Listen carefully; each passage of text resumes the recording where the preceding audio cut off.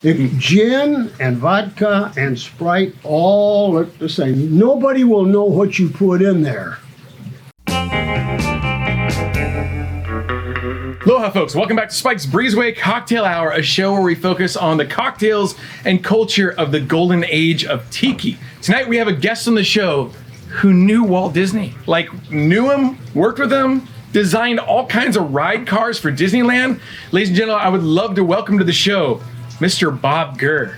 Hey, you're already in trouble. You called me Mister. Oh, no. Don't you know that I am plain Bob? Oh. Remember, why do you have to go to the park and there's that oval thing? Yeah? It has your first name. Oh. And it never gives you a title. Do you want to know how that happened? How'd that happen? Okay, you're walking down as a new employee in the animation building and Walt's coming towards you. Yeah. What are you going to do? Run. No, if you don't say anything, he'll say, "What, aren't we talking?" Oh. And then he says, "What's your name?" Uh-huh. "My name's Walt." Yeah. Don't ever forget it. If you say, "Good morning, Mr. Disney," he'll stop and says, "What's your name?" "My name's Walt." Don't ever forget it. Wow, really? So I just gave you the Walt Disney training of you only use first names, never titles. My God. And I guess that's how we start the show. Bet. But you are here because you created a cocktail called the Gurrtiki. Well, before I did that, Yeah. there was an infamous one, which a lot of people died from it. They died from it. Because it was Bombay Sapphire, room temperature, done a certain way, because it's vegetarian. Everything is green olives, all that sort of stuff. Right. But it injured so many people, we decided to get rid of that. And officially tonight, we are going to kill the famous Gurrtiki forever. And we're replacing it with the Gurrtiki, which is absolutely beautiful. And he's going to show us how we're going to do that. All right. And so for this cocktail, we will be using... This is Naked brand of Mighty Mango. This is the best tasting of mango that you ever want to use. So you must start with that. Okay. Yeah, we're going to have pineapple juice. We're going to have some kind of a ratio between the two. Is that right? Yeah, that's right. All right. But the big creative part is your garnish, right? Well, the real creative part is the hurricane glass to put it in. Oh, okay. So we're going to be putting it in this glass here, and we're just going to make one, right? We're going to share it like a malt shop. Right, because I understand you have a fella here with another surprise, which I'm waiting to see what that is. I do. So we'll start with this. Anyway. Okay, yeah, we'll start with this. Do you want to mix it in this? Well, of course. Okay. Well, this is very easy to do. You have 3/4 of crushed ice. Okay. You put that in. Do we make it with the straw in the glass, or can we take the straw out? No, you take the straw out. Okay. Yeah. Some bartenders are very particular about the order of things, so... No, well, this is it. Anyway, Okay. Yeah, bring it up about 3/4. Okay. Yeah, a little bit more. All right. Like, there, is that too much? Yeah, that's a little bit too much. Do we want to throw a little bit out? Yeah, just throw a little bit out there. Okay. How's that? Now the reason for that is a good cocktail party is going to have people come back for more. Okay, guess what? Since it's a stand around thing all the time, you set it down, it doesn't drip, you can grab it anywhere you got, and the little kid's not going to drop the darn thing. Yeah. What happens is by the time you get the second pour, you still got a lot of ice in here. You can add it when it gets really low by the time you get to the third pour. That's the reason there is so much ice in there. Now, do you remember the ratio of naked mango to pineapple juice? I thought you said 2 to 1. That's correct. Okay. That's right. 2 pineapple to 1 naked mango. Oh, okay. So how much of the pineapple juice do we want to put in? Or do you just eyeball it? Oh, you just eyeball it because it's a clear glass. You can see through that. Yes, it's very simple. You can. You want to do it? No, you go ahead. Oh, you want me to do it? Yes. Okay. It's my cocktail, but you're doing it. Okay. Okay. So you tell me when. That's good. That's good. Okay. Okay. That looks good. Now shake this up really good. A naked mango. Naked mango. So this is a cocktail that most of the ingredients are already mixed up together. Oh yeah, it's all mixed. It's an easy one. All they're gonna do is blend with the pineapple. Yeah. Okay. Okay. You take that and pour some in there. How much? And watch what it does. That's good, right there. Oh, right there. Yes. Now, you see that ratio? Look, 2 to 1 automatic, right there. And you're going to have a straw. But at the same time, you can use your big, tall stir thing and stir it up really good. That looks really, really, really, really good. But what about all the extra room in there? All right, that's good. Oh, okay. That's all right. All right. Now, what about all the decorations? The pineapples, the stick, the kiwi. Look at the beautiful spear, just perfect. Okay. Now you've got the skewer. Oh, the skewer is over there. The skewer is right here. Okay. Okay, it's my fault. It's on my side of the shelf. Okay. There we go. So skewer this thing. Just right down the middle of it? Yeah, go right down the middle of it, yeah. Okay. Now put that down in here. Put that on, wiggle it way down in there. Okay. Get it like that. All right, now what's the next? It's going to be a kiwi. Okay. Right? Sure. You got your kiwi. There's a kiwi here. That's the one that's like a peach with fuzz. Yeah, it's a furry guy. Yeah, that's a baby peach. Yeah. So- See, it's like that. Okay. So go ahead and cut that. All right. Yeah, a little thin. No, real thin. Thinner than that? A little thinner than that. Right there. Okay. Just like that. You see, that makes a good topping for the pineapple spear. But this isn't the pointy end. Well, pull it out and do it over. Oh. Yeah, all right, just like that. What, just flip it over? Yeah, yeah. Okay. There you go. Oh, is that okay? He's falling off the end there. No, it's kind of weird. It'll do it. Put it in. Okay, It's okay, all right. It's okay. all right. No, it looks even better this time. Oh. Yeah, it's very provocative. That looks pretty good. Okay, let's do that. All right. Provocative. All right, now put the Like kiwi. this? Yeah, yeah. Be careful so you don't break it. Okay. Okay, now that's really cool. That's very different. That's like a banana. It's atomic. Okay, and what's the next one that we're gonna put in there? Wait, there was that other weird fruit. What's Yes, that, the mango. Oh yeah. Okay. You have to have a slice, a chunk of mango. Okay. Like a same thing? No, use the other end. That you don't want this. Yeah, that one. Put Okay. that in there, right there. Okay. All right. Wow, that's Yeah, that's a tough guy right there. Yeah, right. Was there a okay. pit? Yeah, on a real show, we would cut these beforehand so we know what we're in for. But, On a real you see, show. look here. Now we see what a real mango's like. I never really used a real mango. Because it's got a really. There you go. Okay. Do you know how to work Yeah, this thing? it's kind of ratty, but it'll work anyway. Okay. So then you push that down on the top of the. Wait, push what down? Wait, No, it's What? rough. Okay. No, use the broken part. It's all right. this thing? Yeah, because it's You cute. never- No, it's cute. Look at it. Wait, you want to put this floppy thing on there? Yes, put it on the top. Bob. Yeah, that's all right. No, that's all right. Yeah, put it down there. Okay, now you always put a cherry on the top. Of course. All right.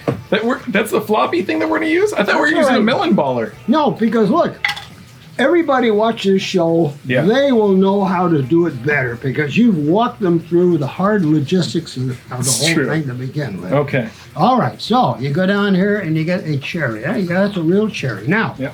I'm going to let you pick that up from Oh. my spoon and Okay. be very careful with that and center it and push it down on there. All right. Look at that! His very, very first Gurrtiki, done in kind of an interesting artistic manner. Yeah. Which, folks, do not be afraid of making a mess when you make it. It'll taste exactly the same no matter what you do. Now, you put this down in the air, Oh. and you get over on the Oh, side you get like cherry that. juice in your thumb there. Yeah, that's all right. Now, you can actually drink that. So, Okay. give it a swig and see what you think. Okay. And so from Bob Gurr of Disney Imagineering, this is the Gurrtiki. Yes. Yes. That's delicious. Yeah. That's very delicious. It tastes like a it fruit doesn't have any catalyst added yet.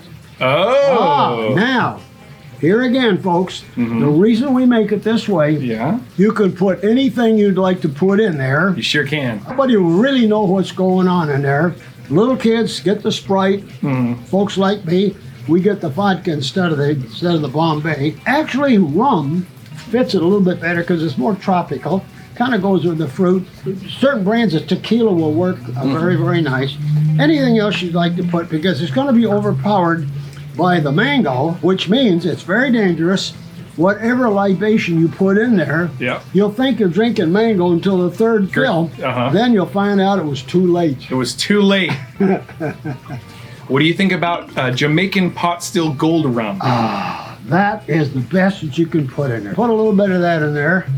Hey, Bob, what do you think about corks? What about cork? No, we don't put cork in there. We put this in there. You like corks? Huh? You like corks? I've never eaten cork. No.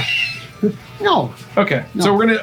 How about 1.5 ounces? Yeah, that sounds pretty good. So Okay. that'll bring it up just a little bit where it looks pretty good. Okay, All and then I'm gonna go over here. Yeah, 'cause yeah. I gotta try to sneak past that. Ah, look Yeah. at that. All right. Now swish it around with a straw just a little bit. Okay, what about adding more ice? Not at this moment. Oh, we, okay. we had the right amount of ice, so don't worry about it. Okay, we're gonna. All right. Ah, there you go. Of course, the proper way is to lift that up and use Oh, this okay. thing here each time. You wanna do that? That's the proper way. We do that a little bit like that. Not too much. Don't break anything in there. And put that back in there. Okay, can I taste it now? Well, now you can taste it. See what you think. All right. That should be absolutely super. That's a. Whew, that's a good drink. That'll get you. That'll All sneak right. up on you. Now, can I have a sip? Yeah. Oh, all right. There we Can you use the same straw? Okay, all right. Oh, that is good. Yeah. We're not gonna drink it all, are you?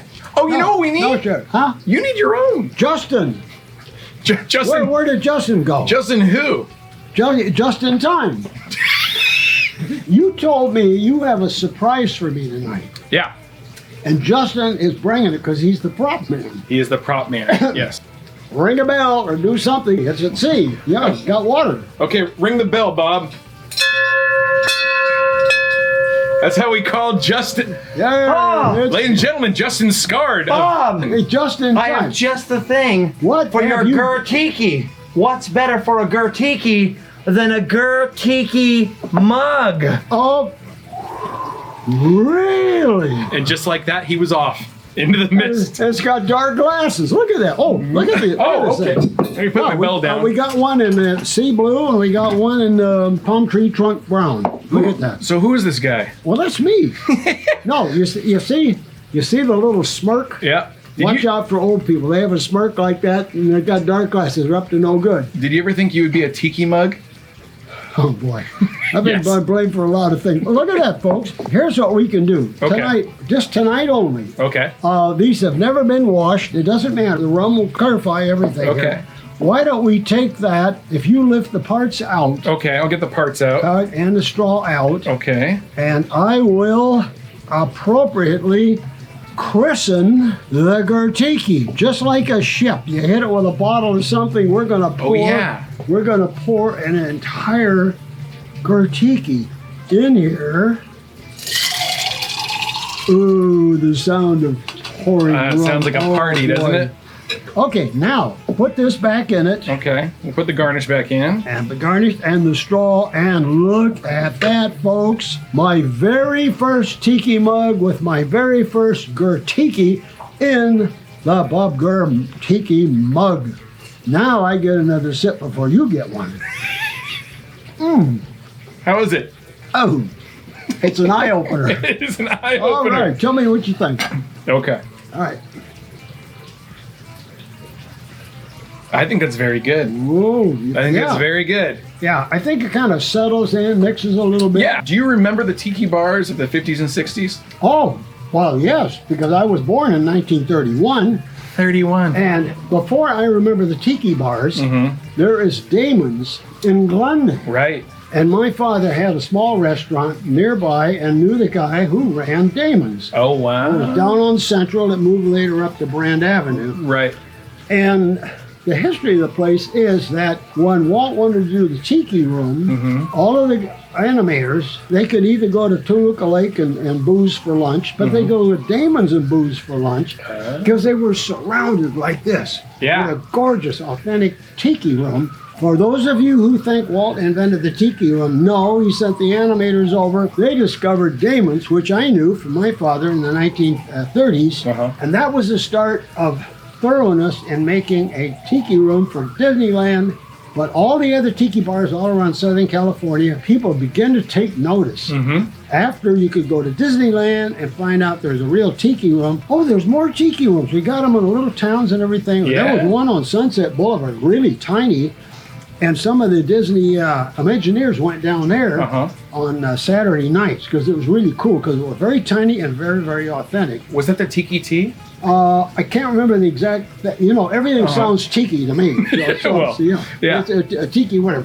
Have you ever gone to the Golden Tiki in Las Vegas? Yes, I have. What did you see? Shrunken Bob Gurr head. Yes. All the important people in Las Vegas that were entertainers, I entertained because I sunk a boat there for Steve Wynn.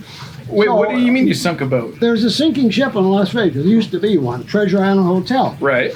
Since I am a famous actor now because I acted to make a ship sink. That was your build?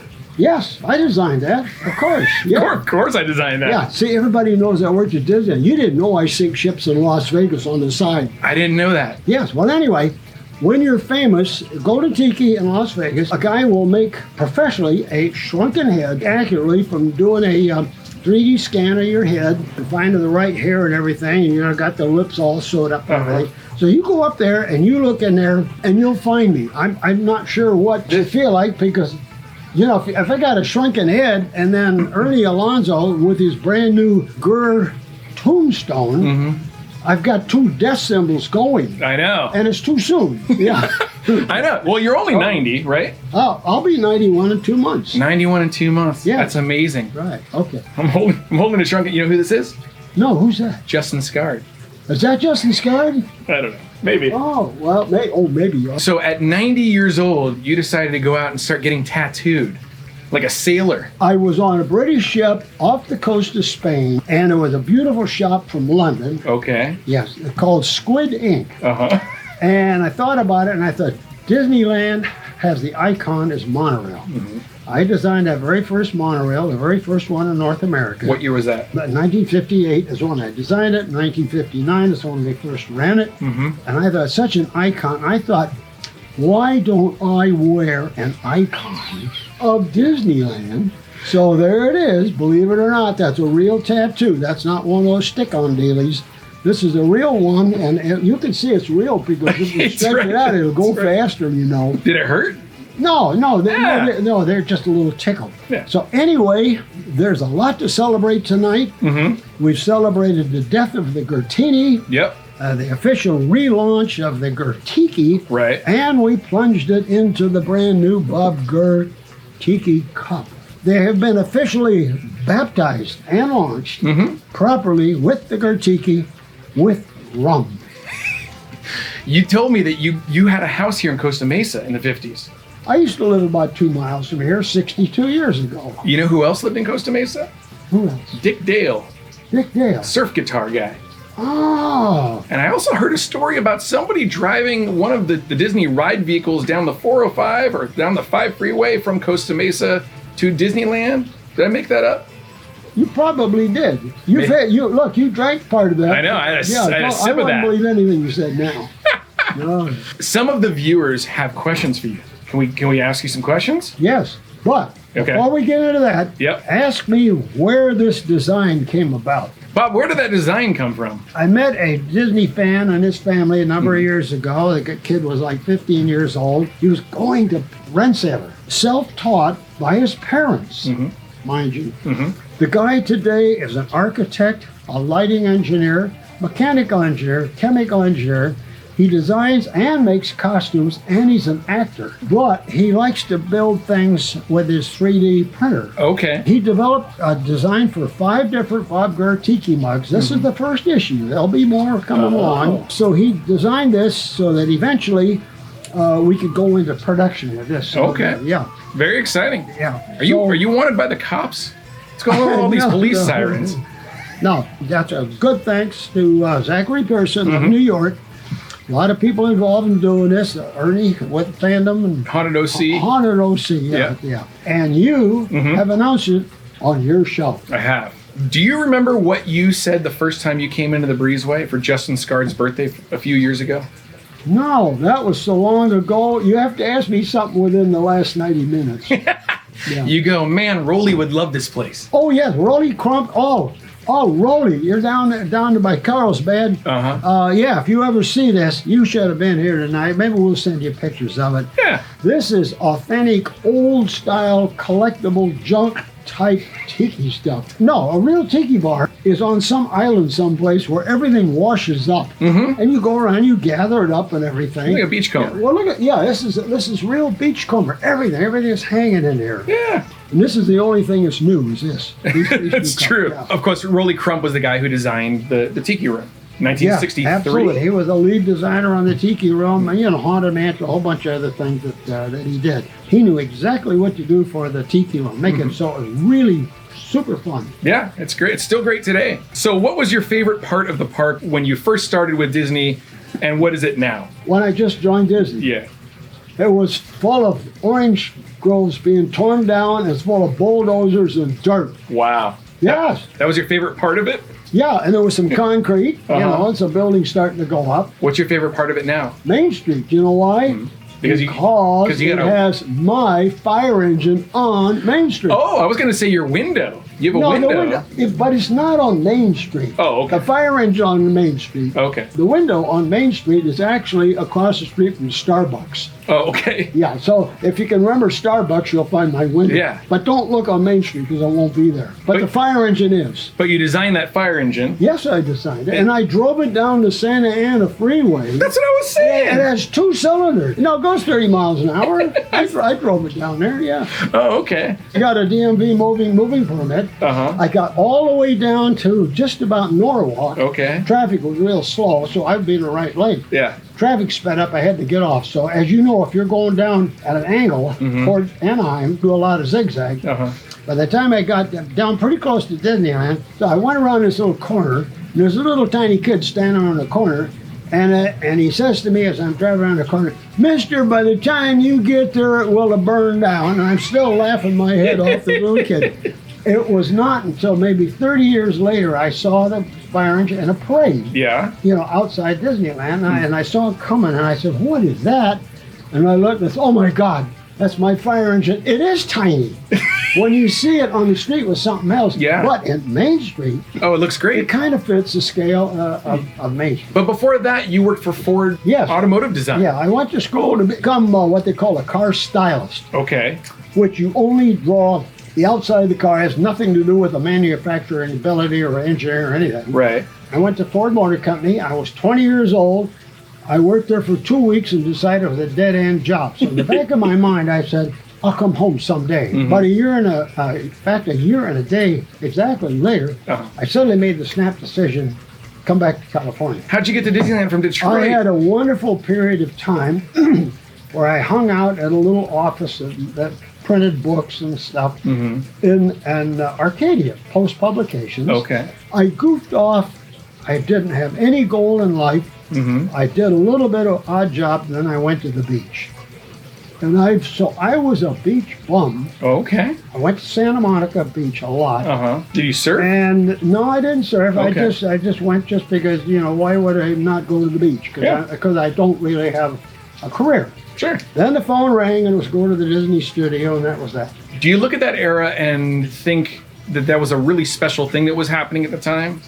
Or was it just a job and you were working? I didn't quite know what I was getting into because I had seen that there was going to be an amusement park called Disneyland. Right. And I knew that at the Disney studio there was a little chassis of a car, but no body.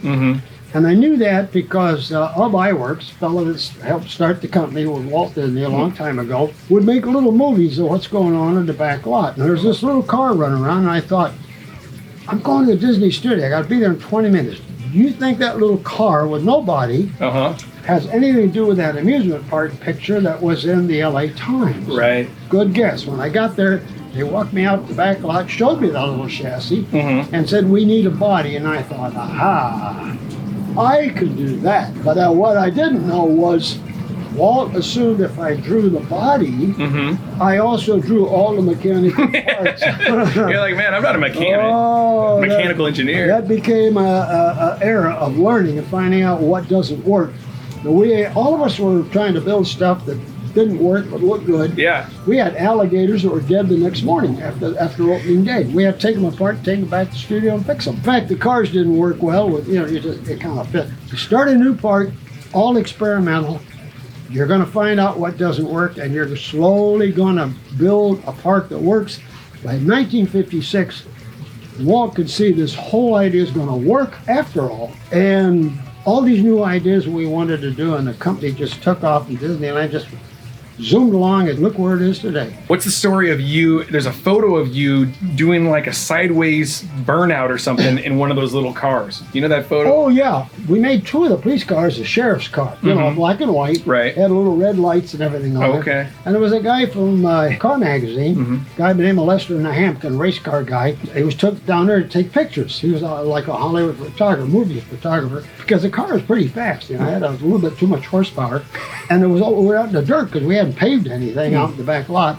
And he says, "Go out and do some donuts." You know, we called it peel out in those days. Oh yeah. So I just did a big old peel out, you know, and throwing dirt and everything. Somehow that picture, I was doing something that the company that disapproved of later. Oh. And now it's a very popular photograph that people buy. Yeah, it's pretty iconic. Yeah, so watch out what you do from your little kid, you know. They'll come back when you're 90 years old and rub it in and say, "Did you do that?" And I said, "Yes, I did." Now pay me for it. Yeah. My girlfriend is like one of those spooky girls, you know? Like a spooky girl. The spooky girls love a certain part of Disneyland. You know what I'm talking about? Yeah, there's some rides and some activity things that they designed that probably I shouldn't describe too much more. We're talking about the ride cars of the Haunted Mansion. Those are the cars that I'm not going to talk about the other activities because that was in the Voyage Through Inner Space. Oh. Everybody thinks the Doom Buggy was invented for the Haunted Mansion. No, go back to the Monsanto Voyage Through Inner Space. Okay. I wanted to have a car where we're kind of being snuggled, and I could kind of had a wrap around, had those little speakers in the corner, so you were kind of cuddled. In the car, and there was a lot of cuddling going on in those days in the car. And the car was beautiful for Haunted Mansion because it was going to be a walk around. Oh. If a walk around, you can't control guest flow and you can't control the hourly capacity. Sure. So they saw our test track for Voyage Through Inner Space as, it solves our problem. Let's redesign the Haunted Mansion and make it a ride through. Amazing. So that's a genesis of how the Haunted Mansion became so famous today with so many people. Especially the spooky girls. Spooky girls. Yeah. You know how many girls you see dress up like Elvira? I know. They got the eyes just right. They got that black lipstick. They got kind of a little bit of red. And they got that slinky black sheath. You know, is that the kind? It's the kind. Well, they're not spooky to me. Yeah, they're pretty good. Yeah, they're pretty good. What was Walt like on a normal business day? Walt, on a normal business day, it's kind of an odd feeling. On one hand, you know he's a god to some people, which makes him spooky to approach. You're just not sure. And at the same time, you know that he works with everybody. One-on-one, he walks into your shop, you walk into your room, hangs around out in the back lot. You might walk in at any time, not a meeting, just walk in, see what's going on, ask a couple of questions. So he's sort of like one of your workers. Right. Everybody is at an even level. Walt never put himself here talking about it. He talked to you at that kind of a level. You got used to it, even though you know he's treated as a god by other people. When Walt would launch a new project, he wouldn't make a big grand statement and issue orders. He would just kind of start a conversation. And in my case, for the monorail in 1958, in around October, he brings pictures of this German all-weight monorail, which didn't look too good, and he, typically wants his own kind of design. And he said, "Bobby, I want you to get started on our monorail right away." And he walked off. Yeah. Now, he did that to other people. Guess what? That scares the daylights out of some people. And guys like me, it was like, I get to do it my way from the get-go. Right. This is the old story of the blank piece of paper. You hand it to some people, they are terrified. What do you want me to do? Yeah, right. And the other guy says, when do you want it finished? Yeah, it's two different kinds of people. Walt knew that about people. Wow. So the day in, day out was this kind of tension? Yeah, it's like almost like a tension. Sometimes he would tell people, he would kind of loosen his tie a little bit, look a little kind of ratty at times. I saw him do this with chief executives of big corporations, because his point was, fellas, we have a lot of work we have to do. We have to talk. Right. and he kind of make a point that get over this Oh. between us. Right. We have to talk. Right. So that's basically what it was like. Wow. Do you miss those days? Yes, Yeah. because he was such a genuine, believable, and unbelievable at the same time type of person. And you knew after a couple of years, each of these jobs would scare you to death, and he'd get them done one by one. Every one of those jobs worked. So his batting average, in your mind, got better and better and better. You had no fear to follow him anywhere with one of his ideas. Yeah. Wow. There's a lot of executives today think they can do stuff like that, but they don't necessarily have that entrepreneur feel as to what would guests really like, and then try to lead people who are still kind of scared because the executive they're working with maybe today doesn't quite have that believability rapport. So it's a little more difficult for young designers today to do that easily, like we did. Do you think Walt would like the park today? Can I ask that? Well, people always ask, what do you think Walt would think? I worked with him for 12 years. I had no idea what he's thinking when you talk to him. Right. But if we were to extrapolate what Walt achieved in his life, he never did anything over. He always went to something different. And he seemed to never be afraid to do that. He's got animation in the bag. Okay, World War II's over. He's going to do movies. Then he's going to do one of the first guys to do television. Right. Movie studio that does television. It's logical. He did an amusement park. Then for the rest of the years that he was still alive, he added more and more things to his park, especially the Haunted Mansion and the Pirate Ride. Those are the two key things that he created that everybody can learn a lesson from. And he's gone, so we don't get those kind of lessons anymore. But those were basically out of his mind. Like he wasn't buying other properties and then introducing them into the park. Whoa, whoa, whoa, whoa, whoa, whoa. Oh, no. When Disneyland opened, we have 17 attractions. Okay. Where did he get Snow White from? I don't know. It's a European classic. Oh, yeah. I mean, Where does Pinocchio come from? Germany? Yeah. Oh, got that. Yes, it's already a story. Oh, okay. On and on and on. He Yeah. had no fear to take a well-known story that people have known for maybe a couple of hundred years and Right. say, I can tell an interesting way of that story. Sure. And Okay. just go ahead and do it. Yeah. We do it today. It's just as much fun. What's your favorite land in Disneyland? I think Jungle Cruise, Yeah. because Jungle Cruise, Adventureland. it's more the green space of the planet. It's got animals. They're not alive, but they're animals that you could believe that they're there. You know, I've been on a safari, and I've been that close to hippos in the water. Have you really? Yes, I went on a safari some My years ago. God.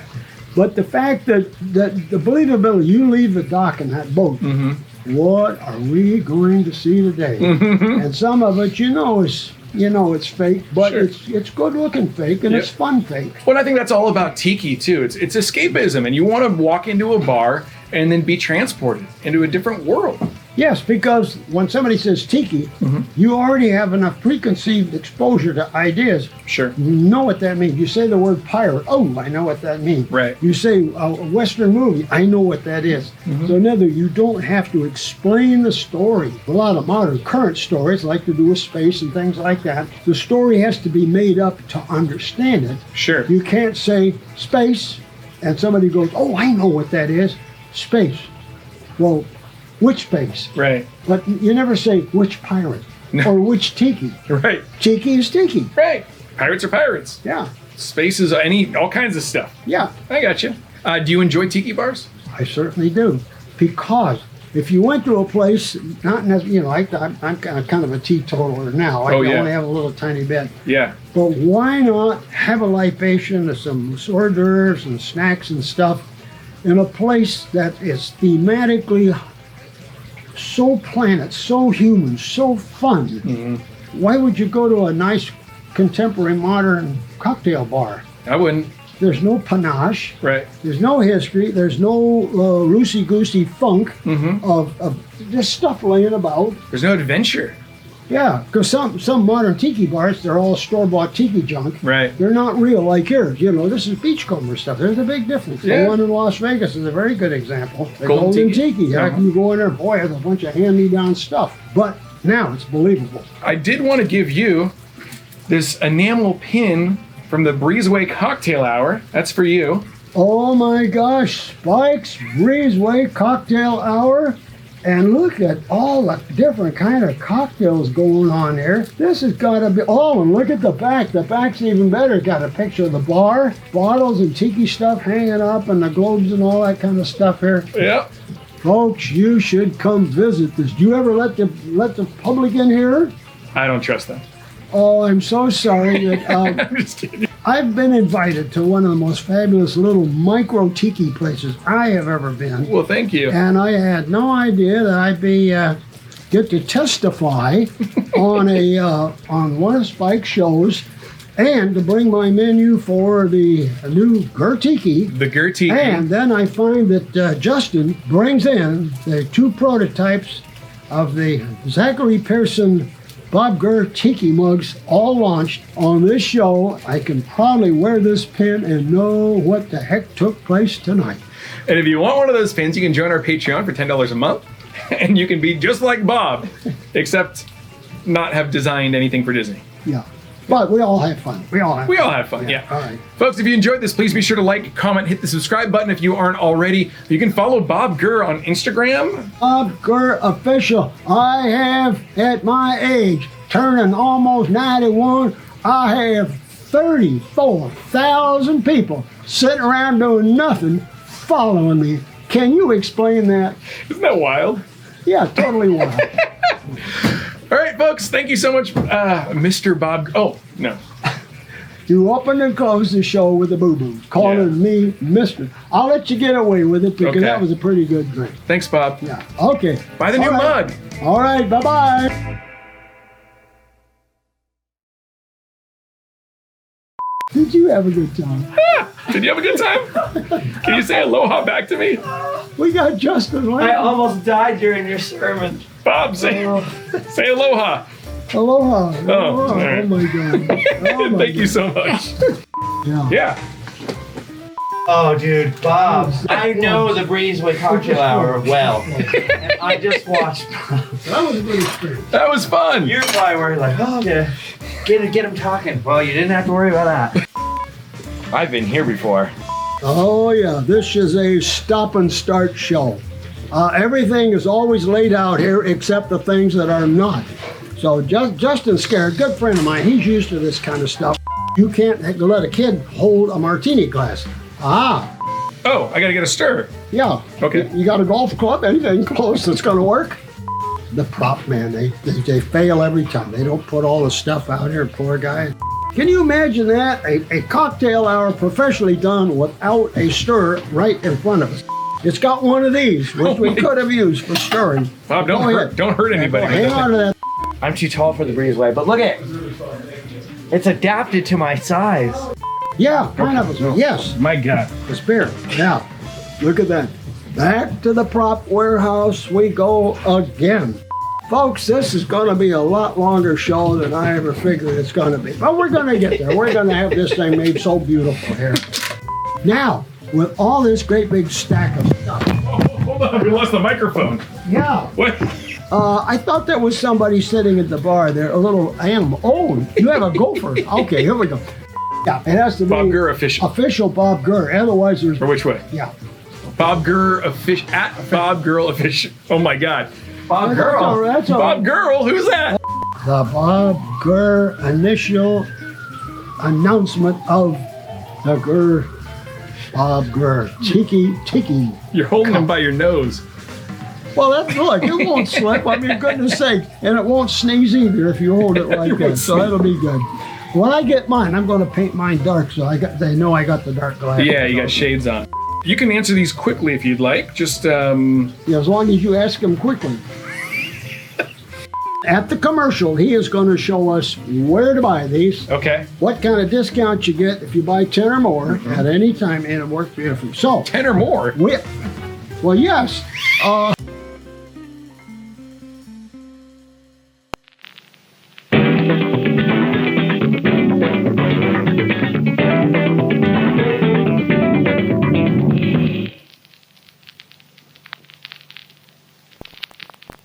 Well, hey there, kids! Do you want your very own Gurrtiki mug? Your very own likeness of Bob Gurr? You can drink right out of his brain! Well, then the first weekend of September, you need to head on over to either Bob Gurr's Instagram, Bob Gurr Official, or fandomproductions.com so that you can get some of that sweet, sweet Disney Imagineering elixir right out of the head of Bob and right up into your noggin. If you don't drink, and I mean anything, not even virgin drinks, you can put a plant inside of Bob, and then you can cut his hair. Fun for the whole family. Whoa, that's strong. With a mug like this, you'd expect to pay what? $1,000? $2,000? $10,000? But guess what, kids? It's a lot less than that. Probably less than $500. Who knows? We'll all have to find out together. Me and Bob. All I know is whatever price, these are gonna be a heck of a deal.